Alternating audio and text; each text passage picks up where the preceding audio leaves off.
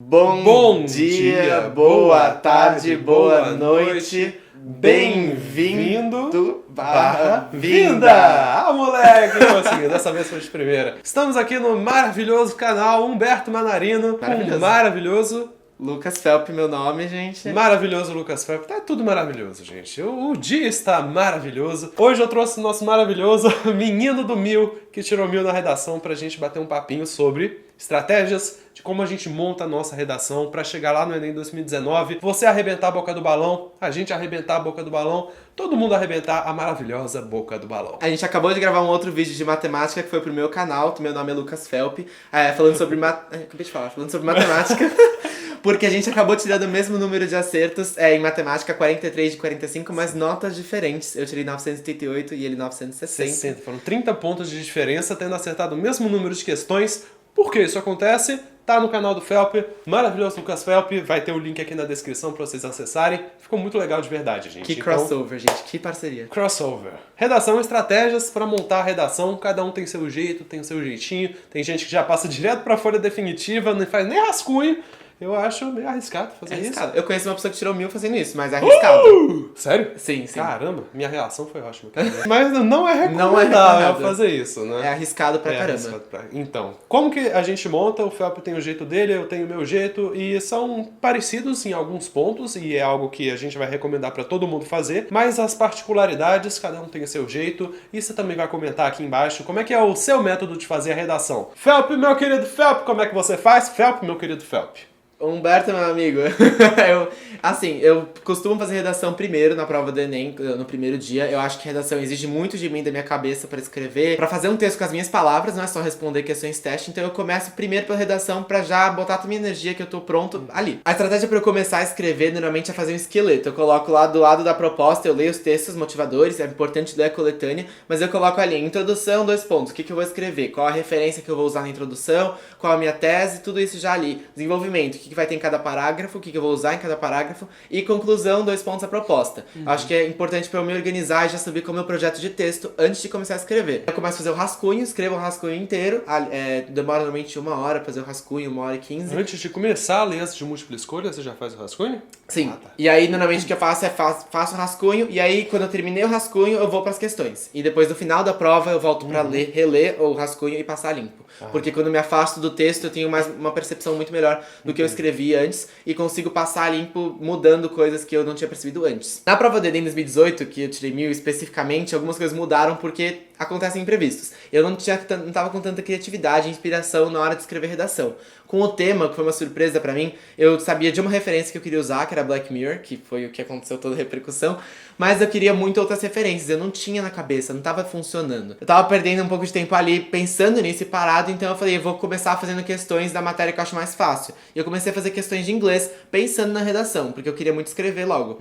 E quando eu tava fazendo questões de inglês, eu achei uma questão que era sobre o livro 1984. E era logo de cara uma das primeiras. E logo me bateu a inspiração, falei, esse livro bate muito com o tema, e eu fui escrever sobre 1984. Foi o que eu usei na introdução. Então, uma dica é, a prova do Enem me trouxe inspiração, me trouxe a própria referência pra prova, e não foi a única, porque eu juntei 30 redações nota 1000 numa cartilha, se você quiser ver sobre isso aí no meu canal, e muitas delas tinham 1984. E isso não é um problema, tanto que todas as pessoas tiraram 1000.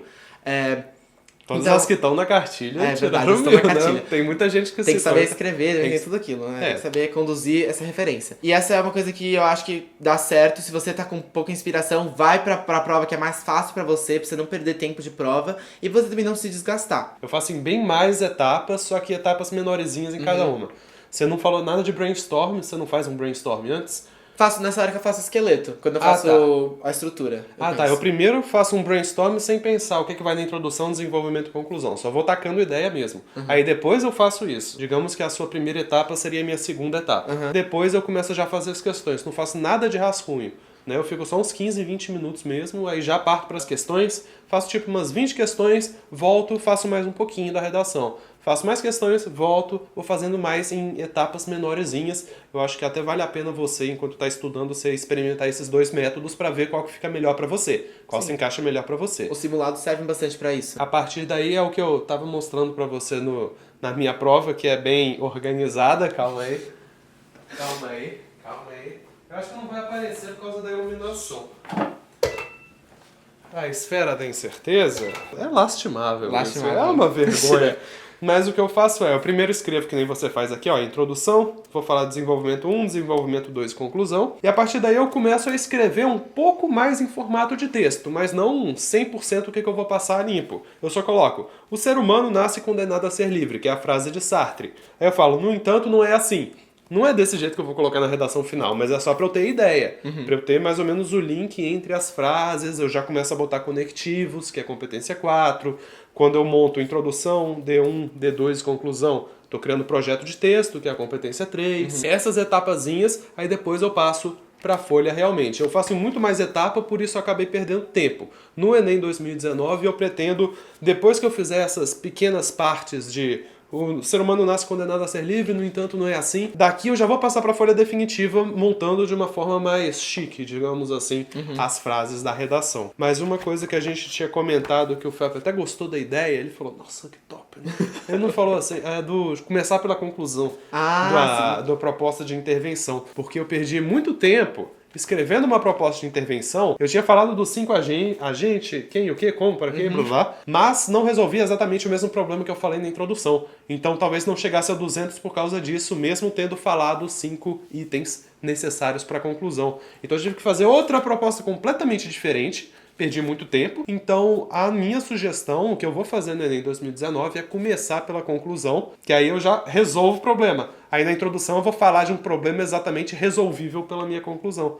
Aí vai ficar um projeto de texto mais interessante, eu acho. Mas você diz começar a redigir a conclusão ou só o brainstorming? No brainstorming eu vou tacar a ideia, normal, mesma coisa. Mas antes de eu começar a montar a introdução e desenvolvimento, eu já vou falar, vou criar uma proposta de intervenção legal.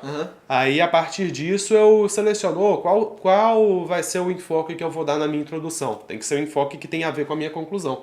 Então aí eu acho que eu não vou perder tempo criando 2 conclusões diferentes. Que eu acho que foi o que mais me tomou tempo. E a gente estava discutindo isso mesmo porque a gente estava falando, por exemplo, uma tese que fala da causa do problema é muito mais interessante do que uma tese que só reafirma o problema, que fala o problema existe.